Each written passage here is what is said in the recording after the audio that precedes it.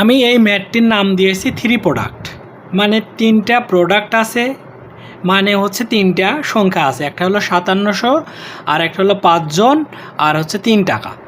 তাহলে মূল ম্যাটটি বলেছে যে বনভোজনে যাওয়ার জন্য 5700 টাকা বাস ভাড়া করা হলো, শর্ত হলো যে প্রত্যেক যাত্রী সমান ভাড়া বহন করবে, এবং 5 জন যাত্রী না যাওয়ায় মাথাপিছু ভাড়া 3 টাকা করে বৃদ্ধি পেল। বাসে কতজন যাত্রী গিয়েছিল আর মাথাপিছু কত টাকা। তাহলে আমি টোটাল কতজন গিয়েছিল সেটা আমি এক্স ধরছিলাম। এটার নিয়ম হলো প্রথমে আমি 5700 লিখব, এখানেও 5700 লিখব, তারপরে আমি ডিভাইডেড চিহ্নটা দিব, এখানেও ডিভাইডেড চিহ্নটা দিব। এরপরে আমি এখানে x-5 দিব, কারণ হলো 5 জন যাত্রী না যাওয়ায়। এরপরে আমি টোটাল যাত্রী সংখ্যা এখানে দিব, তারপরে আমি 5700 কমন নিব। তাহলে 1 কমন নিলে এখানে থাকে 1, এখানেও থাকে 1। তারপরে আমি এই 5700 এখানে গুণ আছে, এই গুণটা অপোজিট সাইডে আসলে ভাগ হয়ে যাবে। তো আমি এখানে লসাগু নিয়েছি এক্স আর হচ্ছে x-5, এখানে x-5 হলে ভাগ হয়ে গেলে 1 থাকে, আর এখানে x থাকে। 1 দিয়ে এক্সকে গুণ করলে এক্স, আর এটা হচ্ছে এক্স ক্যান্সেল হয়ে গেলে x-5 থাকে।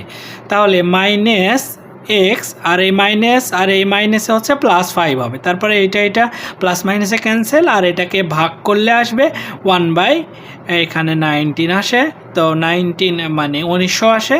তারপরে হচ্ছে এইটা আসলো, এটা হলো কোনাকুনি গুণ, এটা দিয়ে এটা গুণ, এটা দিয়ে এটা গুণ, মানে ক্রস মাল্টিপ্লিকেশন বলে। তো এটা ক্যালকুলেশন করে এটা আসলো। আচ্ছা, এই জায়গাটা আমি ইকুয়েশন সলভ করব কিভাবে এটা, কারণ এত বড় মিডল টার্ম একটু বের করতে সমস্যা হয়, এই জন্য ক্যালকুলেশন মানে ইকুয়েশন সলভ করলে তাড়াতাড়ি অ্যান্সার বের আসে। তাহলে এটা হলো করার জন্য আমি প্রথমে মডে যাব, তারপরে হচ্ছে 5-এ যাব, তারপরে 3-তে যাব। 3-তে যাব, এক্সের সহগ হচ্ছে 1, এখানে x² সহগ হলো 1, এরপরে এখানে এক্সের সহগ হলো -5, এরপরে এখানে হলো কনস্ট্যান্ট ভ্যালুটা হচ্ছে -9500। তো বসাইলে একটা x1-এর মান আসে 100, আর একটা আসবে -95 বা 95। এরপরে যেটা প্লাসে আসবে সেটা মাইনাসে লিখতে হবে, যেটা মাইনাসে আসবে সেটা প্লাসে লিখতে হবে, তাহলে এইটা হচ্ছে ফুলফিল করবে। তারপরে আমি এখানে x কমন নিলে x-100 প্লাস 90 কমন নিলে x মাইনাস এখানে 100 হবে, তারপরে এটা একটা x-100, তারপরে x প্লাস 95। এরপরে x-100 equal to 0, x equal to হচ্ছে 0, x ইকুয়াল টু 100।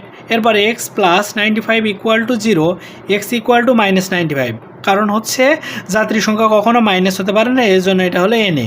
তারপরে যাত্রী সংখ্যা হচ্ছে আমাদের 100।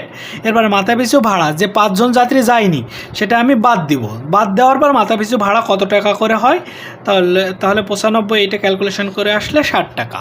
তাহলে এই জন্য আমি 3 প্রোডাক্ট দিয়েছি, কারণ 3টা প্রোডাক্ট আছে। এরকম 3টা প্রোডাক্টে যতগুলো ম্যাথ আছে ততগুলো এই নিয়মেই করা যাবে।